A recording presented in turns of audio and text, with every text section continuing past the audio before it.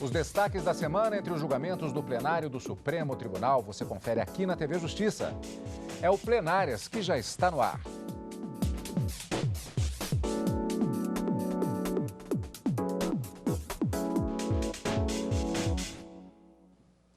Hoje com os principais momentos das sessões dos dias 24 e 25 de fevereiro de 2021. Karina, semana marcada por uma situação que, na verdade, é bastante característica do Supremo Tribunal Federal, mas nem sempre isso se reflete em algumas sessões específicas, porque temos sessões que são monotemáticas, às vezes com diversos processos tratando, por exemplo, mesmo de direito tributário. Nesta semana, nós temos telemarketing em legislação do Rio de Janeiro, um assunto que, na verdade, interessa nacionalmente, e também impostos, direito tributário, ISS, Imposto sobre Serviços e ICMS. E, para completar ainda nessa edição, vamos ver também a comemoração de 130 anos do Supremo Tribunal Federal, da Suprema Corte Brasileira, somente no período republicano. Bastante assunto para a gente essa semana, Karina. É isso aí, Cadu. Matéria tributária, sem dúvida alguma, vem dominando as sessões plenárias desde a semana passada, não é? Na semana passada, os ministros concluíram o julgamento de 2 ações diretas de inconstitucionalidade que já vinham sendo julgadas desde outubro do ano passado para se estabelecer se sobre os programas de computador que são comercializados incide o tributo municipal ISS ou o estadual ICMS.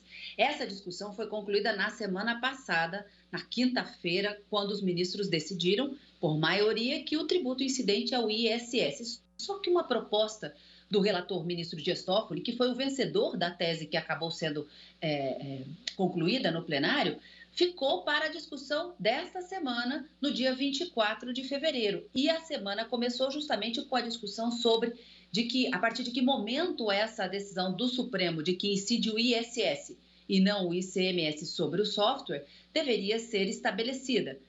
Demorou pelo menos quase toda a sessão plenária da quarta-feira e depois de concluída essa modulação dos efeitos, os ministros começaram a discussão de um outro tema também tributário envolvendo uma ADI e um recurso extraordinário. Nesses 2 casos, um da relatoria do ministro Dias Toffoli, a ADI, e um do ministro Marco Aurélio, o recurso extraordinário, que discutia se a nova sistemática estabelecida pela Emenda Constitucional 87 de 2015, que estabeleceu uma nova sistemática para a cobrança do diferencial de ICMS entre os estados, poderia ser regulamentada por uma resolução do CONFAS, como de fato ela vinha sendo questionada, algumas cláusulas, ou se havia necessidade da edição de uma lei complementar, conforme determina a Constituição. Por maioria, os ministros concluíram esse julgamento na quinta-feira para decidir que o convênio não é suficiente para regular a disciplina estabelecida pela emenda constitucional e que é preciso, sim, lei complementar. Mas também foi um julgamento por maioria e houve modulação dos efeitos da decisão também nesse julgamento conjunto. Mas a história não para por aí. Muitos julgamentos no plenário. Ainda na quinta-feira, os ministros concluíram o julgamento sobre a constitucionalidade ou não de uma lei do Estado do Rio de Janeiro que envolve exatamente isso que você falou. É possível que o Estado legisle sobre uma norma que obrigue as operadoras de telefonia, seja fixa ou celular, de estabelecer um cadastro de usuários, de assinante, que se recusem a receber qualquer tipo de ligação, e essas que a gente recebe durante todo o dia todo, vamos dizer assim, ofertando produtos ou serviços, importunando inclusive durante finais de semana. Nessa legislação do Estado do Rio de Janeiro, se questionava também a vedação dessas ligações para ofertar esses produtos e serviços nos finais de semana, em feriados e após as 18 horas. Então, às 18 horas. Essa foi a grande discussão do plenário também na quinta-feira e os ministros, por maioria, decidiram que a norma é constitucional, não se trata de assunto de telecomunicações, porque aí somente a União, o Congresso Nacional poderia legislar sobre o tema, mas se trata eminentemente de assunto de proteção do consumidor, matéria legislativa concorrente de todos os entes da federação. Cada um desses assuntos a gente vai destrinchar aqui no nosso Plenárias, pouco a pouco, para que todos possam acompanhar como foram os julgamentos dessa semana, no dia 24, como você disse, e 25 de fevereiro, Cadu. Exatamente, Karina. Fatiando, como sempre, os temas do plenário do Supremo Tribunal Federal e depois deste panorama geral que caracteriza o início do plenárias, nós vamos voltar, como sempre, no tempo para vermos como foram os julgamentos. Só que hoje a gente vai voltar um pouquinho mais no tempo, porque, como bem a propósito adiantou a Karina, na sessão da quinta-feira da semana passada, dia 18 de fevereiro, os ministros do STF julgaram que o tributo que deve incidir no licenciamento de programas de computador é o ISS, Imposto sobre Serviços de característica municipal, e não o ICMS, que é o Imposto sobre Operações Relativas à Circulação de Mercadorias do âmbito estadual. A decisão do plenário se deu por maioria de votos, mas ainda, como já adiantou a Karina, era preciso voltar ao tema nesta semana para se modular os efeitos da decisão. Vamos conferir essa etapa, a finalização na semana passada, do julgamento, na reportagem de Ricardo Moreira. O julgamento se deu com base em duas ações. Na primeira, a Confederação Nacional das Indústrias contestava parte de uma lei do estado de Mato Grosso que estabeleceu diferença tributária no crédito de ICMS. Na outra ação, a Confederação Nacional de Serviços pedia que fosse declarado inconstitucional um decreto de Minas Gerais que, segundo a Confederação, fez com que empresas prestadoras de serviços de processamento de dados e serviços de informática passassem a ser submetidas ao recolhimento do ICMS sobre operações com softwares. A análise dessas duas ações havia sido interrompida no fim do ano passado, após pedido de vista do ministro Nunes Marques. Na ocasião, o magistrado pediu mais tempo para preparar o seu voto. O julgamento foi concluído com o voto da maioria dos ministros a favor da incidência do ISS sobre o direito de uso de software. Sempre esclarecendo para o amigo da TV Justiça, porque o programa Plenárias ele estreia aos sábados às 7h30 da manhã e ele é reprisado durante a semana. Então, esta referência de semana passada, ela vale especificamente para o sábado, porque estamos fechando os entendimentos do plenário nas sessões daquela semana, quarta e quinta-feira. Mas durante a semana seguinte, em que o programa é reprisado até a sexta-feira, dando a oportunidade do telespectador rever os principais momentos do plenário, então a referência ela fica um pouco modificada. E para isso, citamos inclusive o dia específico das sessões às quais estamos nos referindo. Vimos agora exatamente esse fechamento, essa conclusão dessa etapa do julgamento na sessão do dia 18, quinta-feira. Como dissemos, faltando ainda a questão da modulação de efeitos. Na sessão plenária da quarta-feira, dia 24 de fevereiro, o julgamento foi retomado. Para lembrar, os ministros do STF decidiram sobre os efeitos da decisão tomada na semana anterior, que determinou a incidência do ISS no licenciamento de programas de computador. E o plenário concluiu também, no dia 24, julgamento sobre a necessidade de edição de lei complementar para a cobrança do diferencial do ICMS exigida pelos estados. Tudo na reportagem de Marta Ferreira. Na sessão dessa quarta-feira, os ministros retomaram o julgamento de dois casos que tratam sobre a necessidade de lei complementar para disciplinar em âmbito nacional a cobrança do diferencial de ICMS exigido pelos estados. Assuntos que têm como relatores os ministros Marco Aurélio e Dias Toffoli, que já haviam apresentado voto na sessão realizada no ano passado, ambos a favor de edição de lei complementar. Nessa quarta-feira, votaram com os relatores os ministros Luiz Roberto Barroso, Edson Fachin, Rosa Weber e Carmen Lúcia. Os ministros Nunes Marques, Alexandre de Moraes, Ricardo Lewandowski, Gilmar Mendes e Luiz Fux divergiram dos relatores e votaram no sentido de que a lei complementar é dispensável. Por maioria de votos, o plenário entendeu que é necessária uma lei complementar para a cobrança do diferencial de ICMS. Quanto à ação direta, no que diz respeito às cláusulas primeira, segunda, terceira e sexta, a modulação é que a decisão tem efeito apenas a partir do exercício financeiro seguinte à conclusão desse julgamento, ou seja, o ano de 2022. As cláusulas continuariam a valer para o exercício fiscal de 2021. Nesse período, o Congresso poderia editar a tal lei complementar. Quanto ao artigo 9º, cuja liminar foi deferida em 16 de fevereiro de 2016, os efeitos é a partir daquela data, porque desde aquela data a cláusula 9ª encontra-se suspensa. E a mesma sistemática, eu não vou ler aqui, mas aplicar-se-ia ao recurso extraordinário, modulando também os efeitos. Foi aprovada a tese indicada pelo ministro Marco Aurélio, nosso decano, no sentido de que a cobrança do diferencial de alíquota alusiva ao ICMS, conforme introduzido pela emenda constitucional 87, pressupõe edição de lei complementar veiculando normas gerais. E na abertura da sessão dessa quarta-feira, os ministros também decidiram sobre como será a modulação dos efeitos da decisão tomada na semana passada pelo plenário do STF, determinando a incidência do ISS no licenciamento de programas de computador. O ministro Dias Toffoli, relator de uma das ações sobre o tema, propôs o marco inicial dos efeitos do julgamento, apresentando também ao plenário 8 situações nas quais o julgamento pode impactar.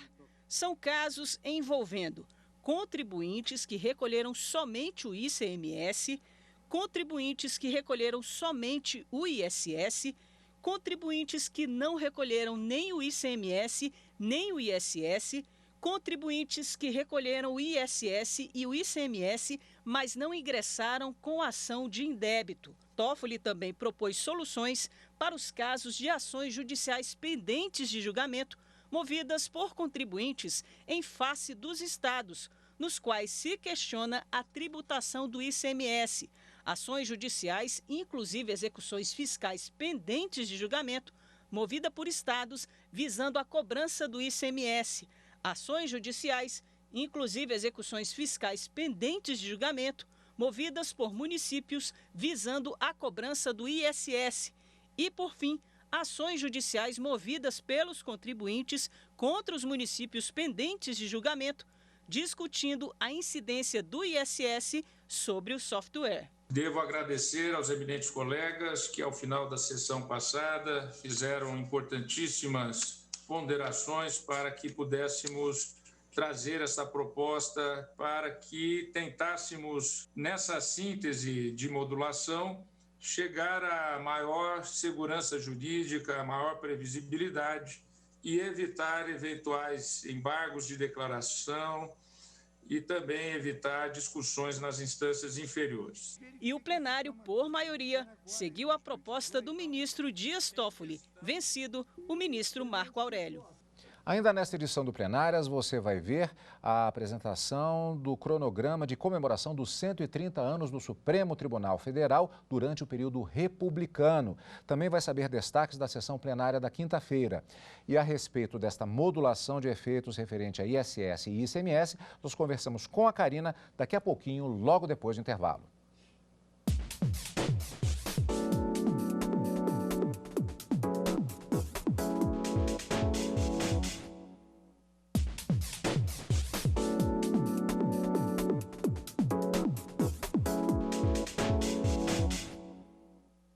De volta. Karina, nós vimos no primeiro bloco do programa de hoje a questão da modulação de efeitos em relação ao ISS e o ICMS. Mas esse Instituto da Modulação de Efeitos, ou seja, esta explicitação no texto da decisão a respeito de como aquele entendimento deve ser aplicado, ele na verdade acontece em 2 momentos nas sessões desta semana. Na verdade, já desde a semana anterior, como vimos em ICMS e ICSS, a modulação de efeitos foi decidida na quarta-feira, mas não foi a única aplicação desse instituto também em matéria tributária em outros julgamentos da semana, ou seja, 2 modulações de efeitos que aconteceram nesta semana.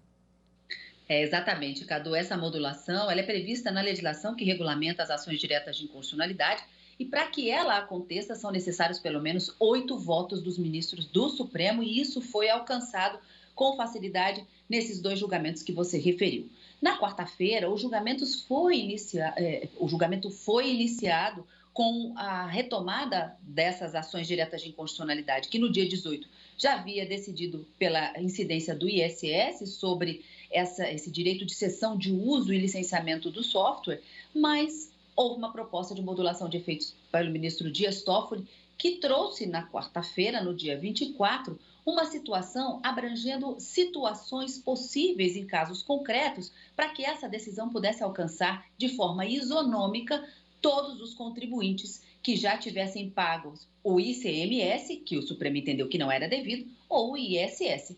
Então, a partir da modulação, os ministros disseram que essa decisão em que incide o ISS vale a partir da data da publicação da ata do julgamento realizado, que foi concluído no dia 18 de fevereiro. Então, uma vez publicada a ata do julgamento, dizendo como é que se resolveu no Supremo Tribunal Federal a situação, aí, a partir desse momento, os municípios podem passar a cobrar o ISS daqueles contribuintes que não recolheram. E as situações pretéritas, anteriores, como é que fica? A decisão, ela alcançou também essas situações. Então, o contribuinte que já havia pago o ICMS não pode entrar em juízo com uma ação chamada repetição de indébito, já que o ICMS, de acordo com o entendimento do Supremo, não era devido, ele vai entrar com a ação buscando receber esse valor de volta. Pela modulação, os ministros decidiram que isso não será possível. Uma vez pago o ICMS, permanece quitada a sua dívida com o fisco em relação àqueles programas de computador. Isso se pago até a data da publicação da ata do julgamento realizado nessas duas ADIs. Quem já recolheu o ISS e recolheu o tributo que o Supremo entendeu que é constitucional, só precisa que haja a validação. E com relação às ações em andamento, que são ações propostas ou pelos estados cobrando ICMS, ou município cobrando ICS, ou contribuintes discutindo a constitucionalidade de um ou de outro, os ministros decidiram que deve ser aplicado agora o entendimento do Supremo para se extinguir essas ações, pacificando, portanto, esse tema bastante complexo. Mas, como você disse, essa foi a modulação de efeitos nessas ações que foram julgadas no dia 18, que teve o julgamento concluído no dia 18 de fevereiro. Porque na quarta-feira, e sendo concluído na quinta, no dia 25, os ministros julgaram também que é preciso lei complementar, é preciso que o Congresso Nacional edite uma lei complementar para estabelecer a regulamentação decorrente das modificações implementadas no sistema tributário acerca da cobrança dessa diferença de alíquota do ICMS, o chamado DIFAL, que foi implementado pela Emenda Constitucional 87 de 2015. Mas os ministros entenderam, por maioria de votos, ao modular os efeitos dessa decisão também, que até o final de 2021, o Congresso Nacional poderá legislar, criar essa lei complementar que os ministros entenderam que é necessária para regulamentar a matéria, e depois de 31 de dezembro de 2021, caso a lei não seja editada, aí sim a regulamentação feita pelo CONFAS, que é discutida em uma dessas ações diretas de inconstitucionalidade, será declarada totalmente inconstitucional. No julgamento, os ministros declararam a inconstitucionalidade de algumas cláusulas, de forma que elas ainda continuam sendo aplicadas até o final de 2021, para tão somente a partir de janeiro de 2022, caso a lei complementar não tenha sido elaborada pelo Congresso Nacional, elas deixarão de ser aplicadas, com exceção da cláusula 9ª, que os ministros entenderam que ela já estava com os efeitos suspensos desde 2016, quando o ministro Dias Toffoli já havia concedido a medida cautelar, Cadu. Portanto, destaques em relação às chamadas modulações de efeito nas sessões desta semana. Vamos agora também para o destaque da sessão plenária da quinta-feira, dia 25 de fevereiro. Os ministros do Supremo Tribunal Federal teriam de analisar se leis estaduais poderiam impor restrições a serviços de telemarketing. Trata-se de uma ação direta de inconstitucionalidade apresentada pelas operadoras. Vamos saber um pouco mais sobre o assunto na reportagem de Juliana Ribeiro. A ação direta de inconstitucionalidade, apresentada pela Abrafix, Associação Brasileira de Concessionárias de Serviço Telefônico Fixo Comutado, pede a alteração de leis do Rio de Janeiro que obrigam as empresas prestadoras de telefonia fixa e móvel com atuação no estado a fazerem um cadastro especial de assinantes que não querem receber por telefone ofertas de produtos ou serviços.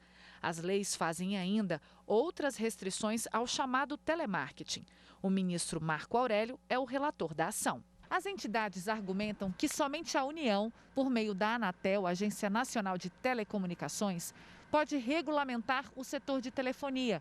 Elas destacam ainda que o STF já declarou a inconstitucionalidade de uma lei paulista que criava cadastro especial de assinantes do serviço de telecomunicações interessados no sistema de venda por meio de telemarketing.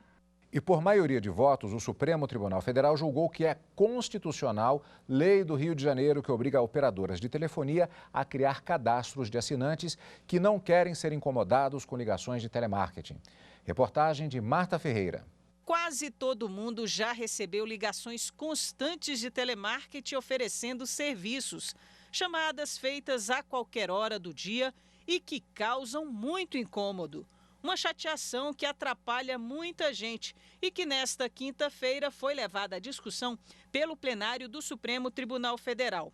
Os ministros analisam o pedido da Abrafix, Associação Brasileira de Concessionárias de Serviço Telefônico Fixo Comutado, contra uma lei do Rio de Janeiro, norma que obriga empresas de telecomunicações a criar um cadastro de assinantes que se oponham ao recebimento de ofertas de produtos ou serviços pelo telefone. Para a associação, essa lei seria inconstitucional por invadir, segundo a entidade, competência da União para regulamentar o setor de telefonia.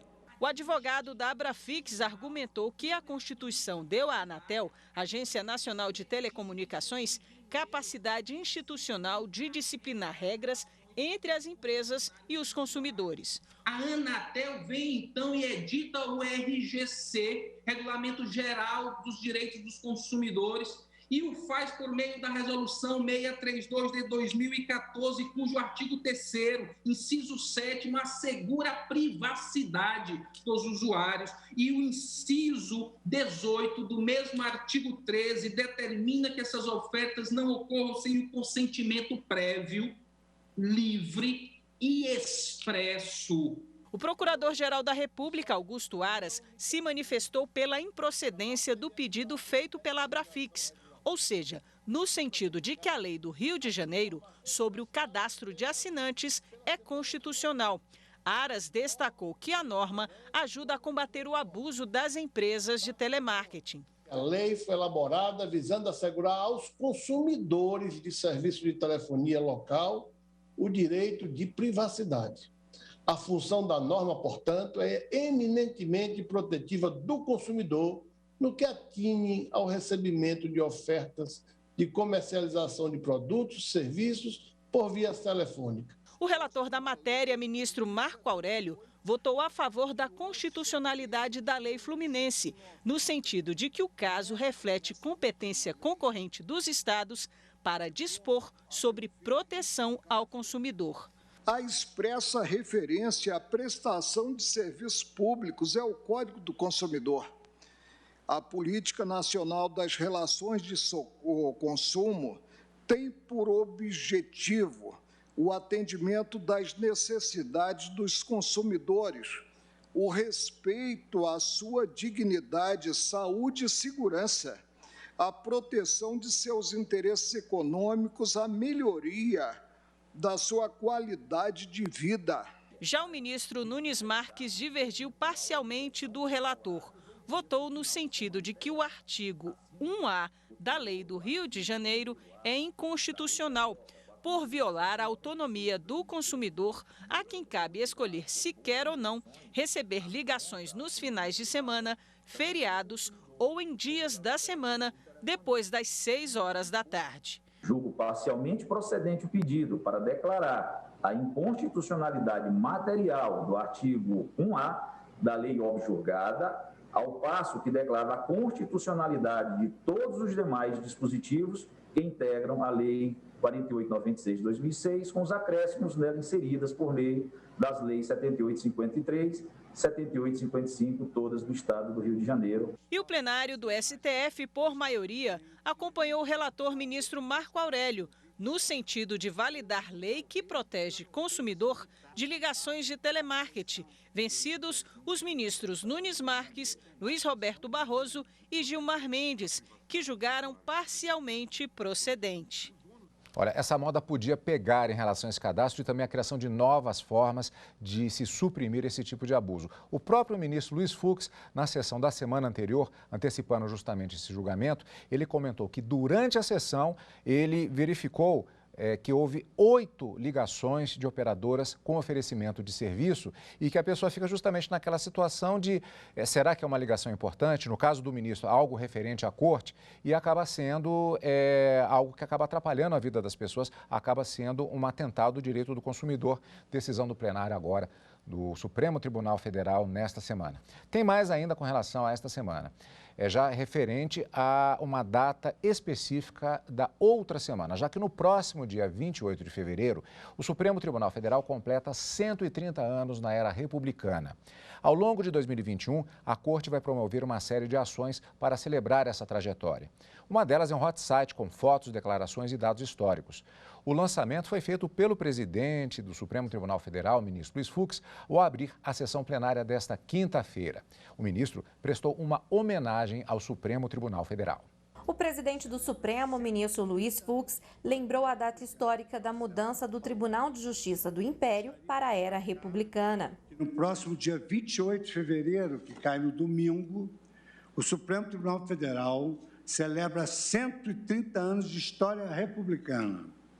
Nessa mesma data, no ano de 1891, foi realizada a primeira sessão deste egrégio tribunal. Nessa quadra histórica, por força dos artigos 55 e 56 da Constituição então vigente, o antigo Supremo Tribunal de Justiça do Império se tornou o Supremo Tribunal Federal. O ministro também falou sobre a missão do STF, da busca por pacificação de conflitos, promoção da segurança jurídica e a proteção de direitos fundamentais. Este tribunal, no exercício de suas funções judicantes, sempre esteve na busca da pacificação de conflitos e catalisou a evolução político-institucional do país, portando-se como um vetor positivo de segurança jurídica, de proteção das liberdades humanas e das garantias fundamentais. De acordo com o ministro, a Corte testemunhou e contribuiu para o amadurecimento cívico do Brasil e soube acompanhar e responder às demandas e aos desafios de cada tempo. Se outrora nascemos como tribunal recursal, hoje caminhamos para nos tornar uma Corte eminentemente constitucional. Se antes os processos judiciais eram folhas de papel encartadas numa capa de cartolina, hoje os autos são eletrônicos e julgamos os casos em plenários virtuais e nos reunimos por videoconferência, sempre atentos à colegialidade. Os 130 anos de história do Supremo na era republicana são contados no projeto Celebrar a História para Concretizar o Futuro. Os principais fatos estão no hot site, que traz declarações, dados históricos e fotos. Todo o material vai contar com uma marca comemorativa. A marca recapitula a história da Corte, trazendo imagens das suas duas sedes, no Rio de Janeiro e no Distrito Federal. Esses 130 anos é parte da bússola que deve guiar a Suprema Corte hoje e amanhã, como guardiã do projeto de nação erigido pela Constituição Federal. Eu desejo que continuemos a defender os valores da democracia brasileira e assegurar a observância integral de nossa Constituição republicana. Trabalhamos e existimos pelo Brasil. Ao longo de todo o ano de 2021, a campanha dos 130 anos do STF na República será abordada no site, TV, rádio, intranet e redes sociais da Corte, com conteúdo especial como radionovelas, lives comemorativas, documentários e reportagens com memória dos casos mais relevantes analisados pelo plenário e testemunhos de ex-presidentes. O público também pode participar ativamente dessa celebração, compartilhando fotografias da sede da Corte nos perfis do Supremo na internet. Karina, encontro marcado com mais julgamentos na próxima semana. Na próxima semana, quarta e quinta-feira, encontro marcado no Direto do Plenário, a partir das 14 horas, mas nesse final de semana o nosso encontro é com o Plenárias. Você acompanha o Plenárias aqui na TV Justiça, na Rádio Justiça e também pelo YouTube. Agora, se preferir, É só direcionar a câmera do seu celular para o QR Code que aparece aí no canto da tela e acompanhar o podcast Plenárias, quando e onde quiser. Obrigado, como sempre, pela sua companhia. E continue conosco aqui na TV Justiça.